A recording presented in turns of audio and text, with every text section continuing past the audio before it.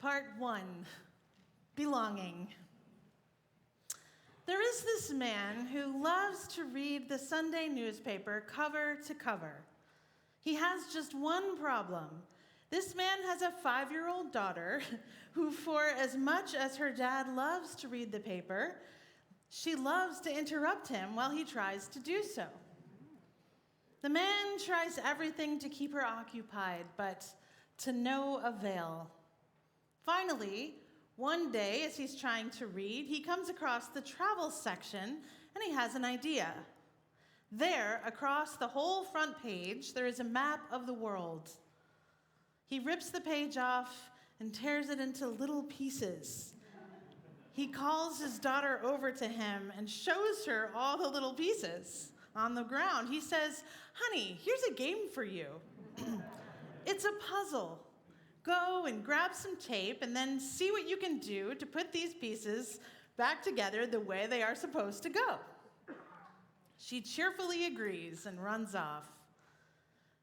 5 minutes later, however, his daughter returns with the page all taped together.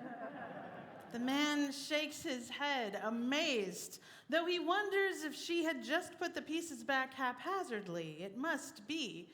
A careful inspection reveals the map is perfectly reconstructed. He looks at his daughter in disbelief. Genius? How did you figure it out so quickly?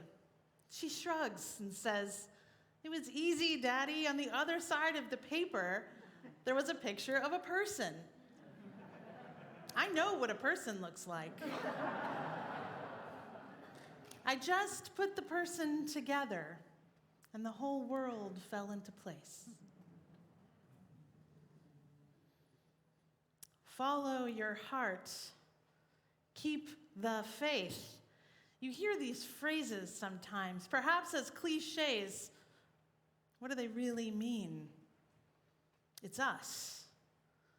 It's us. Follow where the relationships lead you. This will help you chart the path forward into the mystery, into wherever it is we are going next. Look, I know it is all doom and gloom out there when people talk about the church in America. I know. But I will be fighting with my very last breath for this institution, for the institution of real people, you, in real life, in real time, and you out there too, who are arguing, worshiping, I think it was written actually, worshiping and arguing, loving and nurturing, and doing our best to create heaven, not for each of us, but for all of us. A place where we all belong, right here on earth. In fact, right here in Atlanta, where we make our home. Part 2, behavior. Krista Tippett says, our spiritual traditions have carried virtues across time. They are not the stuff of saints and heroes. No, they are tools for the art of living. They are pieces of intelligence about human behavior that neuroscience is now exploring with new words and images. In short, what we practice, we become. What we practice, we become. Let me explain. It is possible to be both a futurist and a traditionalist, to have one foot in the past and the other in the future. About a year ago, I spent a long weekend in Santa Fe with an old friend. We hiked the Tsankawi Ruins Trail in Bandelier National Park. I don't know if anyone has ever seen this. I'm seeing some nodding. This is one of those trails that requires climbing a ladder up to the mesa, where the trail continues up there more or less in a loop, which was a good thing because since it looked easy enough from the sign on the side of the road, we lacked a map and no cell service. Now, this might not seem like such a big deal, but desert hiking is so much different from hiking in the Appalachian region. And as a Midwesterner and a Southeasterner, I found the landscape disorienting and repetitive. In the high desert expanse, I could not hold on to where one mesa began and the other took over. On this path, however, a map would not have mattered very much at all. You see, we were walking footpaths that were not our own. One special feature of this trail, the reason we chose it, is that it mostly consisted of ancient, deep, and I mean deep footpaths first traversed by the Pueblo people. Between 1400s and late 1500s AD, Tzancawi was home to the ancestral Tewa Pueblo people. It is believed there were just 300 or 400 of them who inhabited the land, but these footpaths must have led to a water source and back. They were so smoothed over, they were narrow. They made almost tunnels all the way up to our knees and higher. We often had to walk in single file. Eventually, we came to the cavates, cave dwellings, where people had raised their families. You could see a small hole in the stone ceiling, and I wondered if they used it to tell the time of day somehow. Various ledges and shallow holes revealed how they had cooked, stored their food, and slept. There was something about walking these 1,000-year-old paths that inspired my friend and I to a deep truth-telling, sharing things we had only ever shared with one or two people in our entire lives.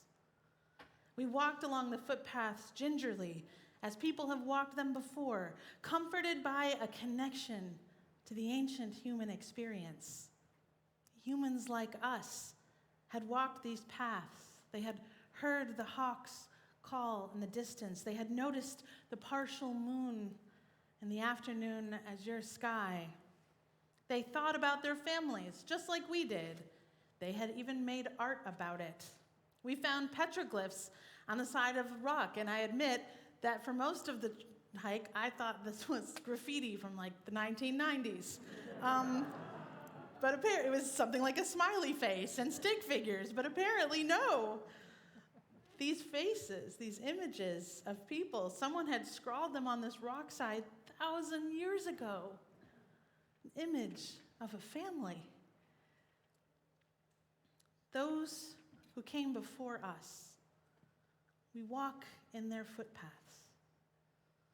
The people who dreamed up a church in Atlanta where its members could believe in a God that did not damn people to hell but blessed every living being.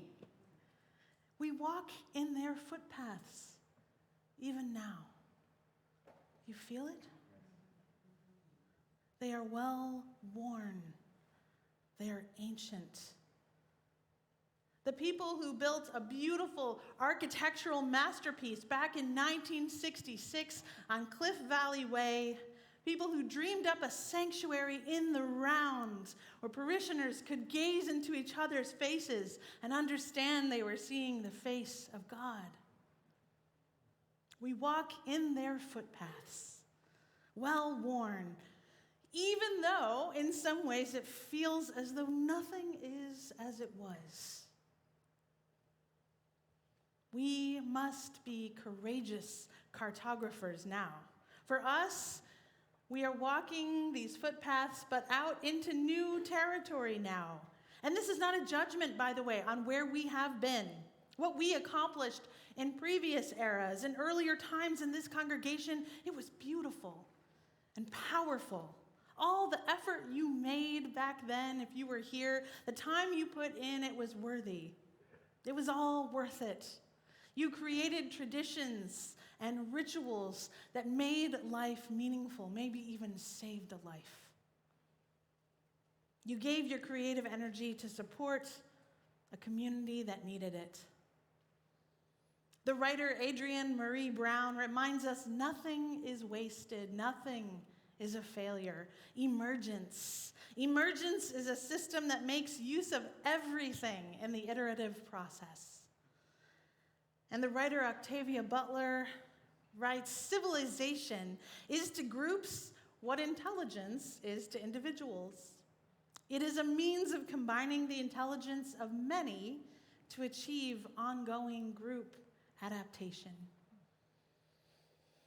So where are we going from here? In a way, we are the daughter in the story. Or maybe this really is your experience at the beginning of a puzzle. The pieces are scattered everywhere. Imagine her overwhelm. Imagine your own overwhelm. I mean, we arrived at our campus for our soft opening 1 week ago and realized we were immediately understaffed, like immediately.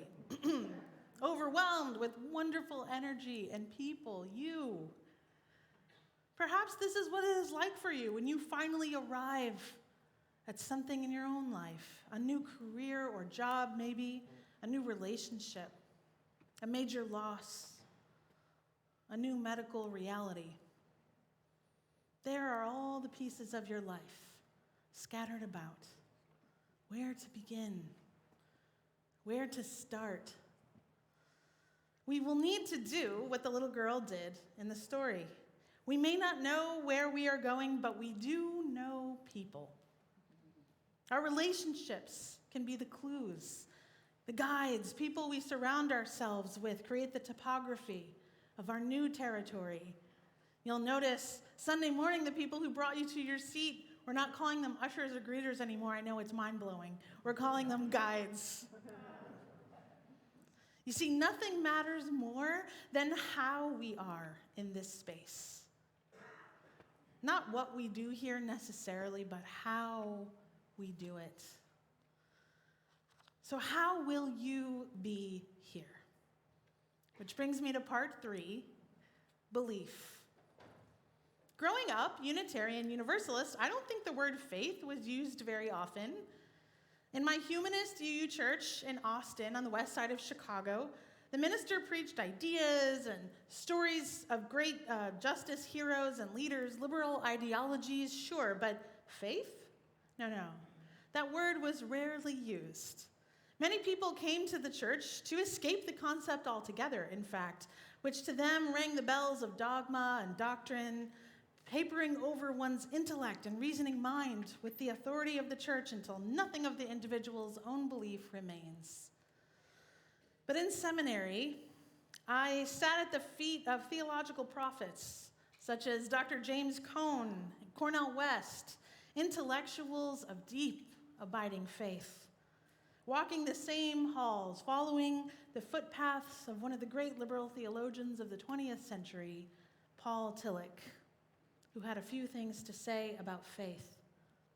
In a book he published in the 1950s, he lamented how use of the word faith has been misconstrued.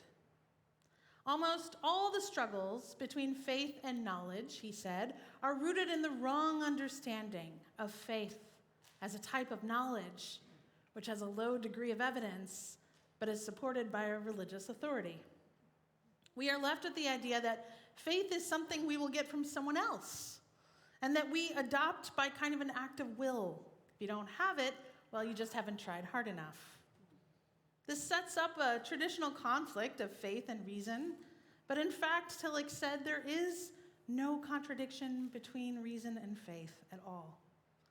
Faith, he says, is not about what we know, but how we feel about what we know. Not about how our mind engages with the world, but how our heart does.